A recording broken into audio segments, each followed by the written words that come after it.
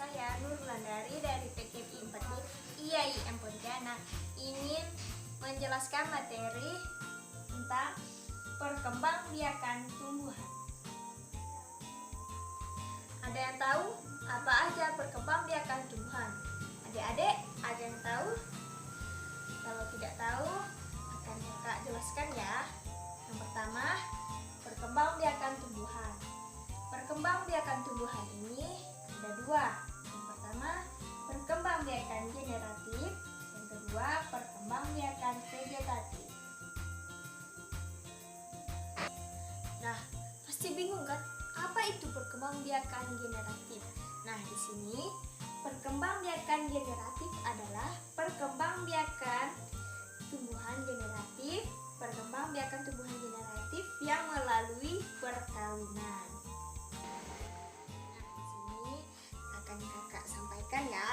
Pertama, polinasi atau yang disebut dengan penyerbukan. Penyerbukan yaitu proses pertemuan serbuk sari dengan kepala putih.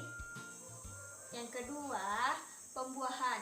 Pembuahan yaitu proses pembentukan zigot setelah serbuk sari menempel di kepala putih. Yang ketiga, pembuahan atau pembentukan biji. Nah, pembuahan atau pembentukan biji ini akan menjadi tumbuhan baru. Nah, di sini ada bagian-bagian bunga. Yang paling umum yaitu ada 4. Yang pertama, mahkota bunga.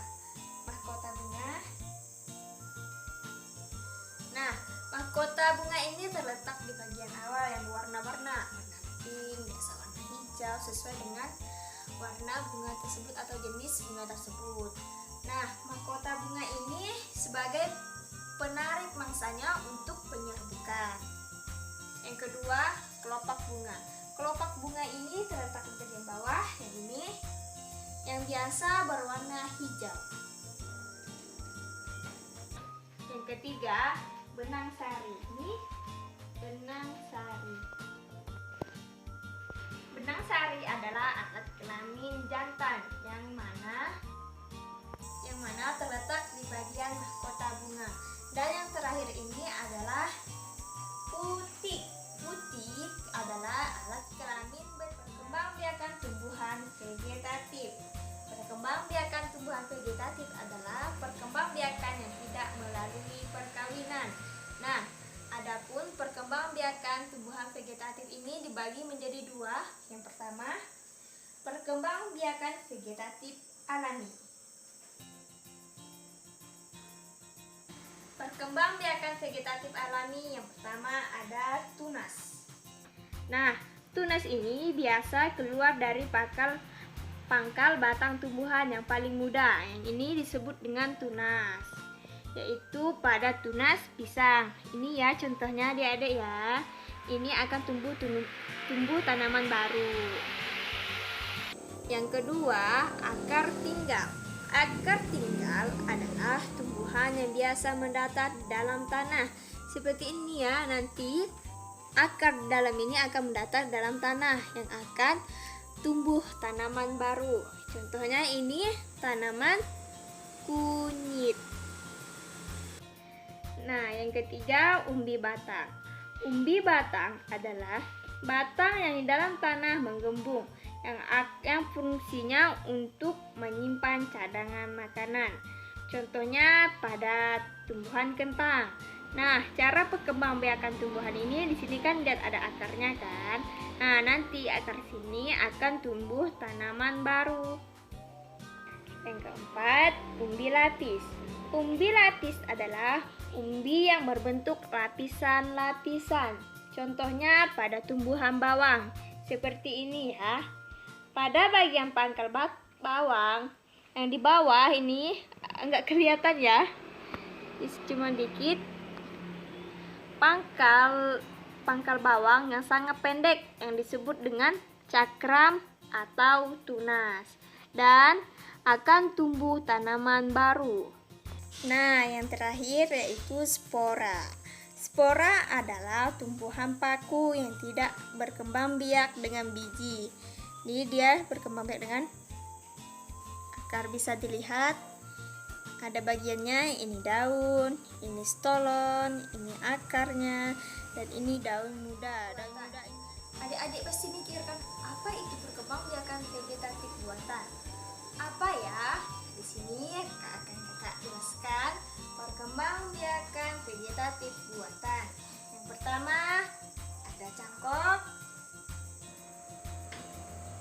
Yang kedua ada menyambung. Yang ketiga ada stek.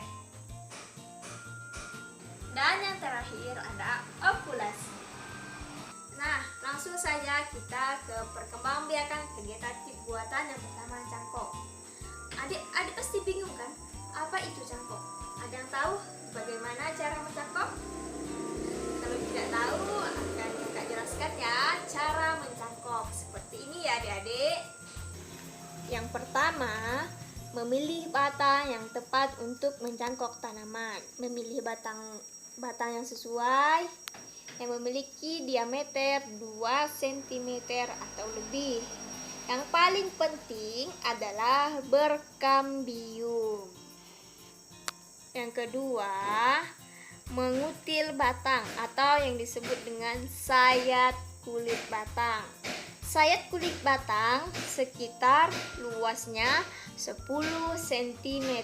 Setelah menyayat, diamkan beberapa saat. Jika perlu, lap dengan menggunakan kain. Hal ini bertujuan untuk menghilangkan kandungan kambium yang menempel di permukaan. Setelah disayat, batang ini dibiarkan menjadi kering.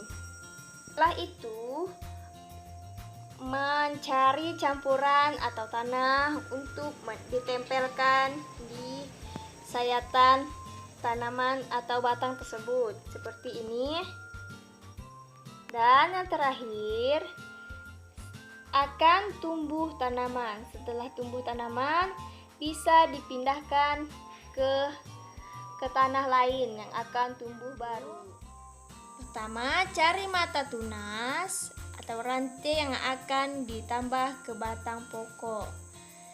Yang kedua, cara memotongnya miring atau pemotongannya 4 cm. Dan di bawah sini adalah batang pokok. Setelah dipotong, lalu disatukan dengan menggunakan tali raffia. Nah, setelah disambung, maka akan tumbuh tanaman baru. Nah, yang ketiga ini stek. Stek adalah memperbanyak tumbuhan buatan dengan menggunakan batang atau akar yang menjadi tanaman baru. Contohnya ini adalah tanaman tebu. Tanaman tebu bisa di stek atau dipotong batangnya dan kita tanam, dan kemudian akan menjadi tumbuhan baru seperti ini. Ini adalah pembudidaya tanaman dengan menempelkan tunas dari tanaman batang lain. Nah, perkembangbiakan tumbuhan ini berkaitan dengan Islam.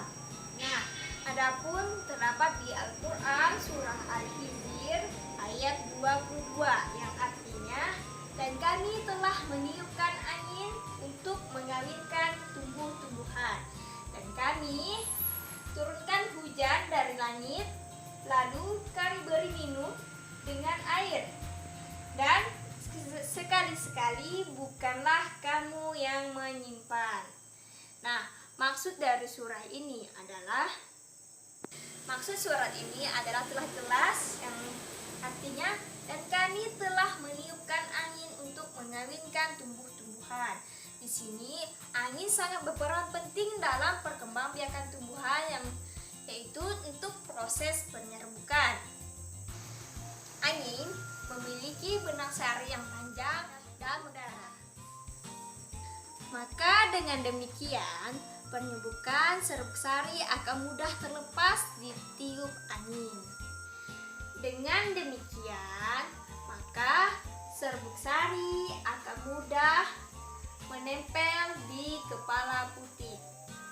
Itulah penjelasan dari keterkaitan dengan Islam. Sudah jelas ya adik-adik, ada kaitannya dengan Al-Quran, yang mana telah dijelaskan pada Al-Quran surah Al-Hijr ayat 22 tentang perkembangbiakan budaya lokal. Adik-adik pasti bingung kan? Kak, kok ada ya keterkaitan dengan budaya lokal? Nah, di sini akan kakak jelaskan ya bagaimana keterkaitannya dengan budaya lokal. Nah, di Kalimantan Barat ini memiliki tanah yang gambut yang cocok untuk tumbuhan jagung. Nah, di sini kan sudah dijelaskan, di Kalimantan Barat memiliki tanah gambut untuk menanam jagung. Tumbuhan jagung di Kalimantan Barat dimanfaatkan sebagai bahan baku pembuatan mie kering.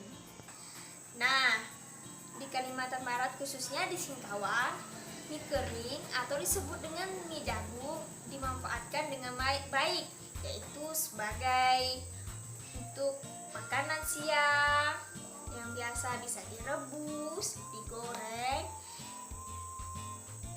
Nah, itulah penjelasan dari kakak. Jika ada yang tidak tahu atau tidak mengerti, bisa ditanyakan bagaimana cara perkembangbiakan tumbuhan. Adik-adik sudah paham? Sudah paham. Baiklah, akan kakak tutup ya pertemuan hari ini. Baik, di sini kakak ucapkan terima kasih. Jika ada kekurangan atau kesalahan, mohon dimaafkan. Kita sama-sama belajar, jadi mohon dimaafkan. Ya udah, kita tutup pertemuan hari ini dengan membaca alhamdulillahirabbil alamin. Assalamualaikum